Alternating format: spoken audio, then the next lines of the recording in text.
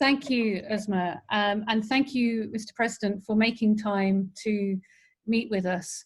I think it is a good example that we may be physically very distant, but we share common challenges. Not least, I have found that on Zoom, if I put my camera on, it definitely affects my broadband connection, and so it's hard for people to hear me. So I do apologise that I'm not using my camera, but I want to make sure that I don't cut out. I'm extremely grateful to Fahim as well for organising this briefing, because I think it is very easy for people to say at this time when there is a pandemic that our focus must be on the immediate, that our focus must be on what is in front of us in terms of our local communities, and therefore that somehow we as UK parliamentarians should not be talking about our concerns about human rights issues around the world.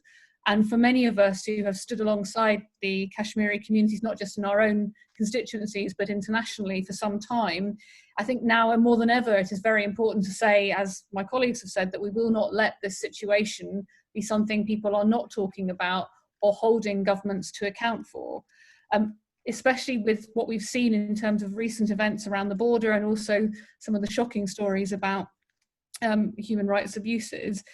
I also think now is the time for us to ask, given the length of time of this crisis, why change hasn't happened, why we have seen, indeed, Prime Minister Modi exacerbate the situation, and what it is that we want our government to be doing. And I know I will commit myself to working with my colleagues across Parliament to continuing to raise this issue in Parliament and continuing to ask those questions of the Foreign Office, not just because we have a history of obligations towards the people of Kashmir, but because it is absolutely right that at a time of crisis, human rights come to the fore. And I think Alex is right about the stories that we've heard, but I also just want to touch on the human consequences for our communities here in the UK who are desperately worried for friends and family in Kashmir, desperately concerned about what is happening, and desperately frustrated that they see a political process that seems to be moving backwards, not forwards.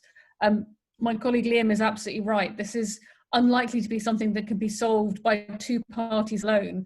But I have faith that if the world were to continue to look along and get involved, that we could make progress. Now that might require some very tough conversations at the United Nations. It requires some very tough actions by the UN Security Council. But we have moved issues forward before as a world community.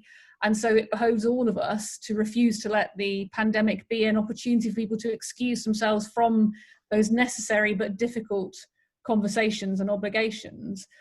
In particular, it would be incredibly helpful. I recognise that Foreign Affairs will come back to the UK Parliament shortly to hear your thoughts, Mr. President, about what issues in particular you would like us to press the ministers on, and how you see the opportunities that will come from the UN Security Council, not just to challenge what is happening immediately in Kashmir, but finally to make progress on the obligations of those resolutions. I think you will find in this conversation and in the cross-party working that we are all prepared to do, many hands that want to lift up your voice and ensure people are heard.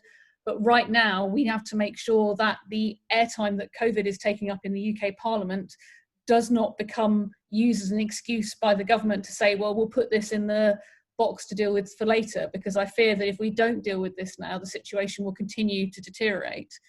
I want to say thank you for the support that you have given to my community in Walthamstow on this matter and the briefings that you've given, because it's incredibly helpful.